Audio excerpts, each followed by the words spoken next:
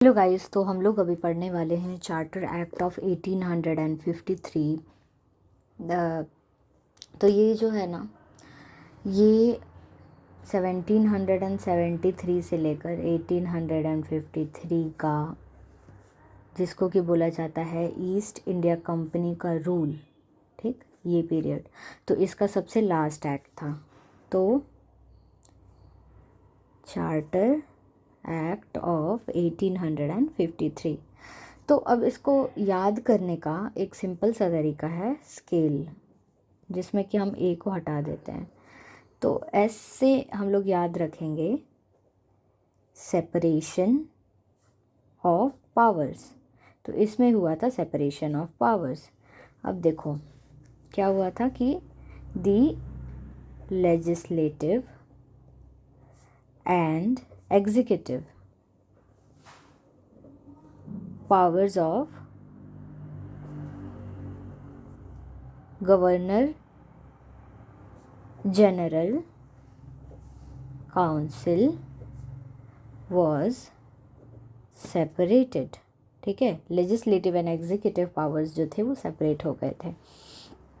अब जो नया काउंसिल बना था, जो कि लेजिस्लेटिव काउंसिल जिसको कि बोला जाता है लेजिस्लेटिव काउंसिल, इसमें 6 मेंबर्स ऐड किए गए थे।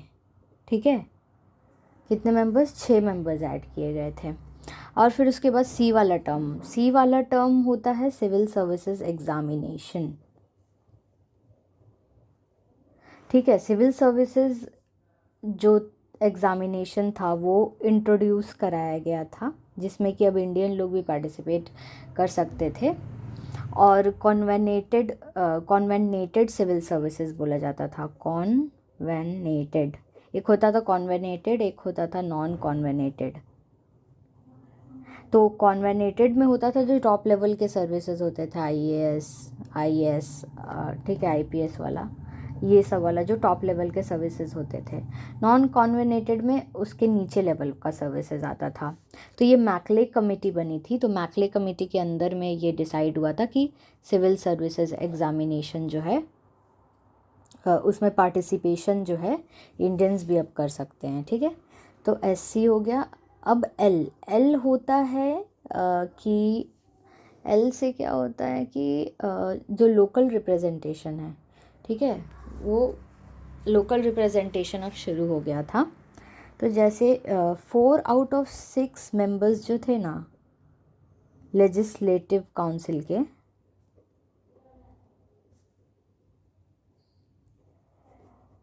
वो local representation from government of Madras, Bombay, Bengal and Agra से आते थे।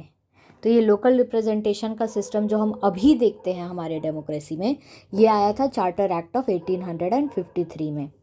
और लास्ट टर्म है ई। तो पावर नहीं बोल सकते हैं, कंपनी का जो रूल था ना, ईस्ट इंडिया कंपनी का रूल, तो ये एक्सटेंड हो गया था। तो 4th पॉइंट ये है, ईस्ट इंडिया कंपनी का जो रोल है, रोल बोल सकते हैं, वॉज एक्सटेंडेड। तो 4 पॉइंट समझ में आया। बहुत ही सिंपल सा पॉइंट है। क्या है? SCLE, scale. तो स्केल में सबसे पहले सेपरेशन ऑफ पावर हुआ लेजिस्लेटिव और एग्जीक्यूटिव में। एग्जीक्यूटिव काउंसिल में लेजिस्लेटिव काउंसिल में 6 मेंबर्स ऐड किए गए। उसके बाद सिविल सर्विसेज एग्ज़ामिनेशन जो था ये कंडक्ट करवाया जाता था, जिसमें इंडियंस भी अब पार्टिसिपेट करते थे। और कॉन्वेनेटेड और नॉन कॉन्वेनेटेड सर्विसेज होती थी। जो टॉप लेवल की सर्विसेज होती थी वो कॉन्वेनेटेड होती थी, और नॉन कॉन्वेनेटेड सर्विसेज उससे नीचे लेवल का सर्विसेज को बोला जाता था। और ये मैकले कमेटी जो था, मैकले कमेटी एक बोल सकते हैं, मैकले कमेटी ने ये रखा था नींव कि सिविल सर्विसेज एग्जामिनेशन होगा, ऐसा। और उसके बाद लोकल रिप्रेजेंटेशन, जो लोकल रिप्रेजेंटेशन था वो शुरू हो गया था। आउट ऑफ 6 मेंबर्स, 4 मेंबर्स जो थे government of Madras, Bengal, Agra and Bombay से रिप्रेजेंट करते थे अपने कैंडिडेट्स को। और लास्ट में ई, मतलब कि जो ईस्ट इंडिया कंपनी है उसका रोल जो है वो एक्सटेंड हुआ था। So this is all about charter act of 1853। Thank you.